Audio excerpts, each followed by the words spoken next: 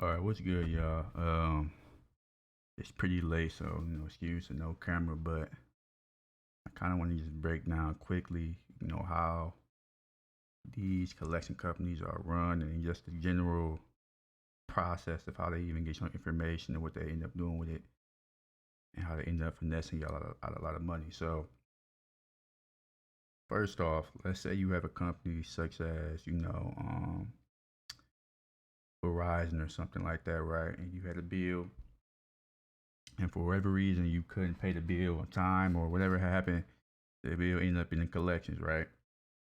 Now, Verizon being a big company that it is just gonna write it off as a loss on the taxes, right? So it's gonna make the money back for the most part. But they not done with it because that would just be too easy. So they're gonna double dip. Now what they end up doing is, even though they wrote off the debt already, there are people in companies that buy debt. For example, a debt collection agency, right? And so Verizon can sell, you know, they accumulate, let's say they do it every year, once a year or quarterly, where they take all the, defaults and collections they have in the company, they package it into a portfolio, and then they, sell it to a contractor or a debt collector that they have on standby, right, for pennies on the dollar. So let's say here's a good write up of it too. So as far as liquidation, right? So let's say, for example, a debt buying collection agency may purchase a portfolio worth $100,000 at face value to collect on. Now you don't buy it $100,000. If this portfolio is purchased for 2.5 cents on the dollar, a common rate for one agency, you will end up paying 2,500. So you could buy $100,000 worth of debt for 2,500, right? Now to break even, they need to liquidate 2.5% plus whatever operating costs. Now, let's say this collection agency knows that, through experience that they usually, for every $100,000, they usually can liquidate around 10%, okay?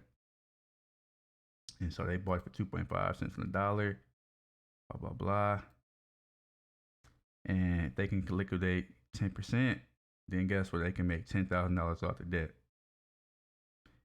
Now, how do they make the money off the debt? Well, that's where you come in, because they can call you. They bought the debt for 2,500. Your debt was included in the packet portfolio. They have a whole list of your account, your name, the most recent number, and they may call you up. Now, if you don't know your rights and the law, you might be one of the people who end up paying the money, right? So that's how these companies make money off of other people's debt that they didn't even originally own. The debt was already discharged as a tax write-off, but it was sold to a third party who then contacts you, and they may harass you. They may, coerce you into paying this debt. So you don't pay them. And let's say your bill is, $2,000, $2,500. You don't pay the whole value of the whole $100,000. So everything else they make out of that is just pros off of just one person. They only need 2.5% to cover the cost they paid initially. They already, calculate that on average they make 10%. And so that's just it's an easy finesse. And really, anybody can do this stuff, right? You don't even have to be necessarily a big company. There's people who list individual debts. Um, you can literally just go online and buy debt. There's people selling debt, 122K of student loans, $50 each, 71 counts. They gonna have this could be somebody watching this in here, and they calling you saying you gotta pay your student loans back.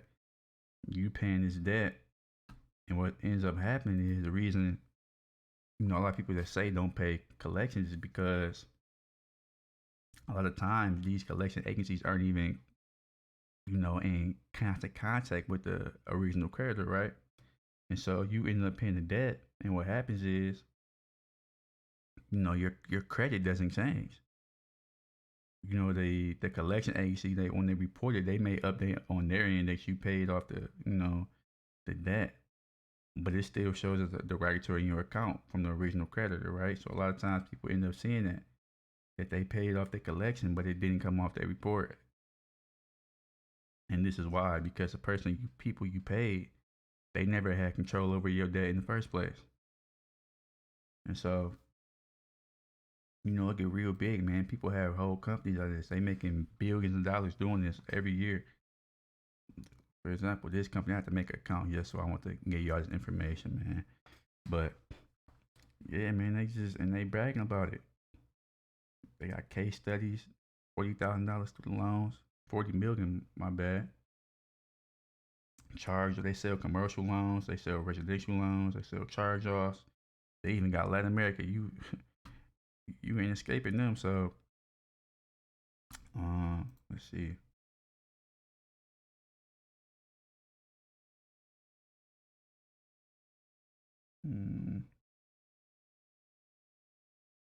Yep, 40 million guaranteed student loans originally acquired through a redemption. Uh, yeah, they saying they making money off people doing this over and over. It's just crazy. And so if you have somebody contacting you for and they're a debt collector, one of the first things you should be doing is, letting them know that they aren't the original creditor and demand to see the original contract. Mind you, only person who can determine, the authenticity of a original contract is you, because you the only one who can not really identify your signature in that capacity, right? But they not gonna have it. And then every time they call you, it can be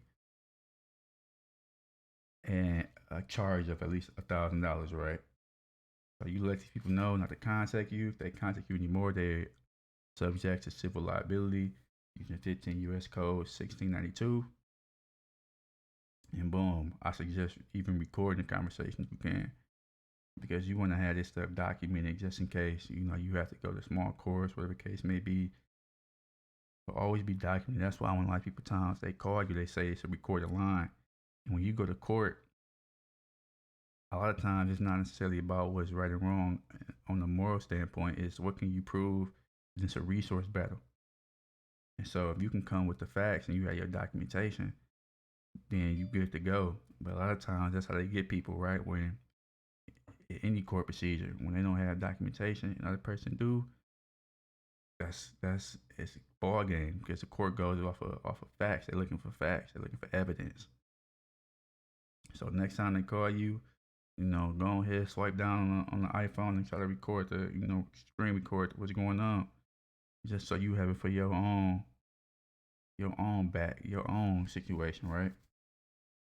Put it in the file. But there are laws in place that regulate, the intentions of debt collectors and how they interact and move. And so I suggest, man, just going through this, reading it,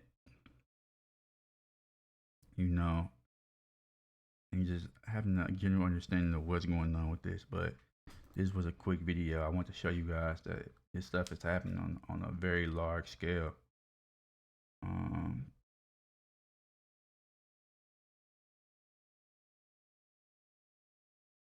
Yeah, buyers and sellers, PayPal, 20 million.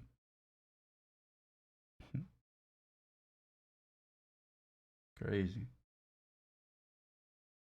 100 million. What's this? I don't. That's a lot of zeros. And yeah, this is a company, man. This is what they do. Loan portfolio sales, making loan portfolio stand out. This is exactly what I just explained to you guys. Company may put all their debt into a portfolio and then sell it to a third party, who then, all they gotta do is hire a few people and give them a script, tell them to make 25 calls a day. They paid pennies on the dollar for the debt in the first place. And then hopefully, it ain't even hopefully. So many people don't know they rights, and don't know how to maneuver with credit and just the laws in general that they make their money. That's why they had these sites up. That's why their sites still going. They got, look at this. They got little workers and videos and all type of stuff. They got white papers for you, infographics. They not playing with y'all. You think bro playing with y'all? They want all y'all keys, bro. So man, just just be cautious out here. Um, and just be mindful, man. If you do, want to go ahead and try to pay a collection or something like that, man. Like I said, you need to have all this stuff in writing.